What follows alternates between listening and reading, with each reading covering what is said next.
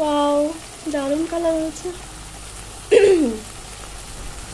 এই রেসিপিটা যখন তুমি করলেই তাহলে তুমি পুরোটা ভিডিও করতে পারতে গো। কেমন লাগে দেখো, তারপরে রেসিপি করে দেখাবো। তাহলে তুমি এটা পরে একদিন করবে, ঠিক আছে? জল দিয়ে হেভি আছে। হ্যালো, বলার ভাষা খুঁজে পাচ্ছি না। হাতটাকে ধো। আজকে রান্না করছে বরমশাই। কই গেল এই যে সরষে বাটা।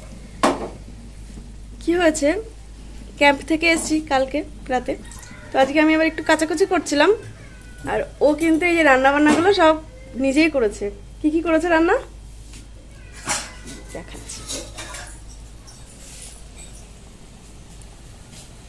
আলু ভাজা, না সরি, বেগুন ভাজা, পটল ভাজা, আর এইদিকে মাছ ভেজে, এই যে মাছের এটা কি করেছে, মানে কি দিয়েছে এর মধ্যে?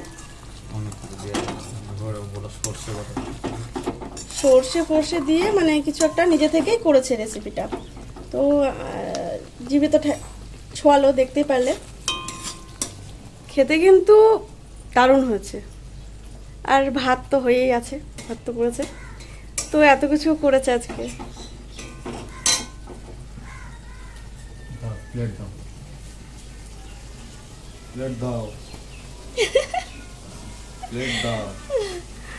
প্লেট দিচ্ছি, দাঁড়াও এখন। তো এরপর তো এই যে খেতে বসেছি, আর সত্যি বলতে অসাধারণ হয়েছিল রান্নাটা। তো যাই হোক, তোমরা কিন্তু একটু কমেন্ট করে আমাকে জানিও যে কেমন লাগলো আজকের এই পুরো ব্লগটা, সাথে তোমাদের দাদাভাই রেসিপিটাও। যাই হোক, ধন্যবাদ দিদিভাইরা, সবাইকে অনেক অনেক অনেক ধন্যবাদ, অনেক ভালোবাসা। আমি যেদিন ক্যাম্পে যাই সেদিন একটা ভিডিও দিয়েছিলাম, ওই 1-1.5 মিনিটের একটা ভিডিও দিয়েছিলাম, যে মানে আমি সত্যি বলতে ভিডিওটা এডিট করার টাইমই পাইনি। ভিডিও তো আছে আমার কাছে, বাট ভিডিওটা যে এডিট করব তার কিন্তু আমি টাইমটাই পাইনি, এত তাড়াহুড়ো ছিল। তো আর ক্যাম্পে গেলে হয় কি, আমরা এতটুকু টাইম পাই না, এই ট্রেনিং নিতে হয়, প্লাস বাচ্চাদেরকে ট্রেনিং দিতে হয়, সব মিলিয়ে হয় কি ভীষণ চাপের মধ্যে থাকি। আর যেহেতু আমি 6টা বাচ্চাকে আমার সাথে করে নিয়ে গেছিলাম, তো যেটুকুনি টাইম পেয়েছি, এই টাইম বলতে এমন হয়েছে কি, ছেলেরা আলাদা রুমে, মেয়েরা আলাদা রুমে, আর আমরা যারা তারাও আলাদা রুমে।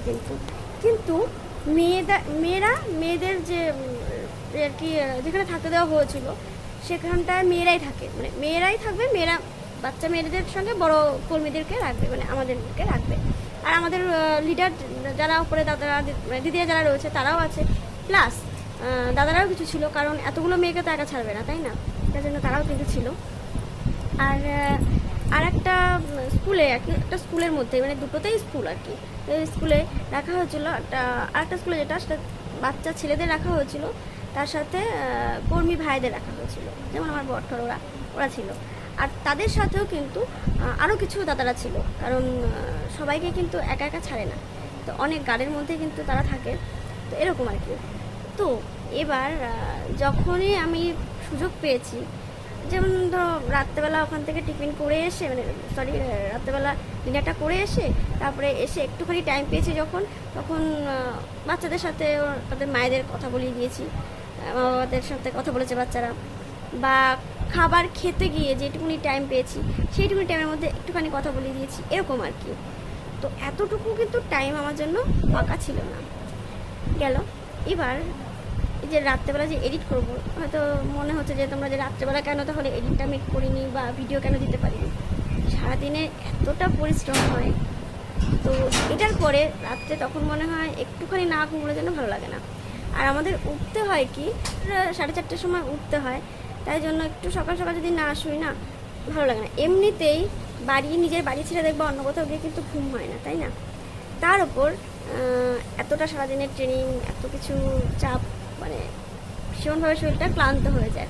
তখন আর রাত্রেবেলা মনে হয় না যে এডিট করি বা তারপরে শুই, ভালো লাগে না। তো এরকম আর কি হয়নি। তো আমি যেই যে পোস্টটা আর কি করেছিলাম, তো অনেকে আছে, অনেক দিদিভাইরা রয়েছে, আমাকে অনেক সাপোর্ট করেছে, অনেককে বলেছে যে, কেউ বলেছে ডোন্ট ওয়ারি, সাথে আছে সে, কেউ বলেছে আমি আছি, অনেকে অনেক অনেক অনেক ভালোবাসা দিয়েছে।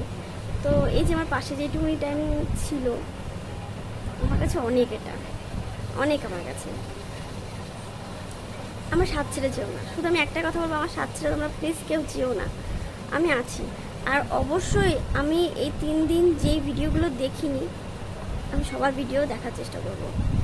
একটা ফোন না হোক, 2টো ফোন দিয়ে কিন্তু আমি সবার ভিডিও দেখার চেষ্টা করব। আমি নিজেও আমি জানিয়ে আসবো যে আমি কিন্তু দেখছি, অবশ্যই আমি জানিয়ে আসবো।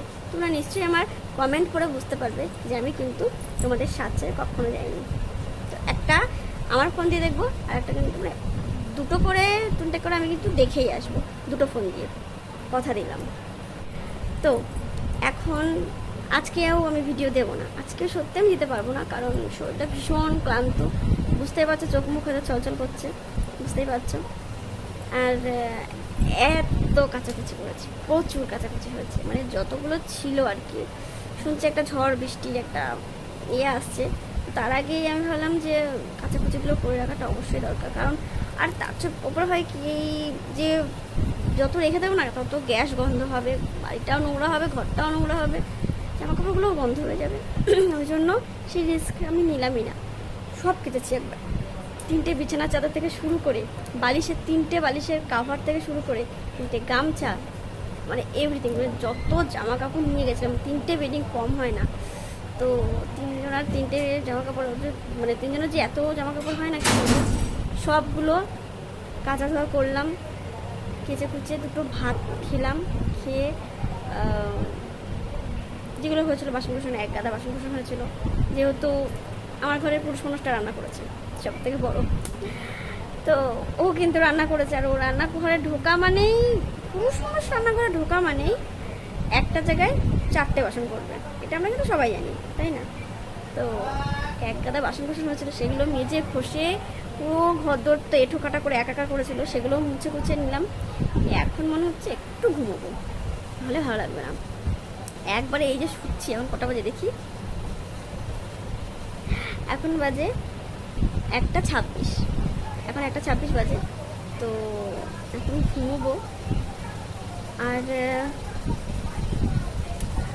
দেখি কখন উঠি, যখন উঠবো তো নিশ্চয়ই জানাবো। চলো আর কথা বাড়াবো না, ভীষণ ঘুম পাচ্ছে, চোখটা ছলছল করছে, আমার ঘুমে জ্বলে যাচ্ছে সত্যি কথা বলতে। তো চলো কথা না বাড়িয়ে একটুখানি ঘুমিয়ে নিই।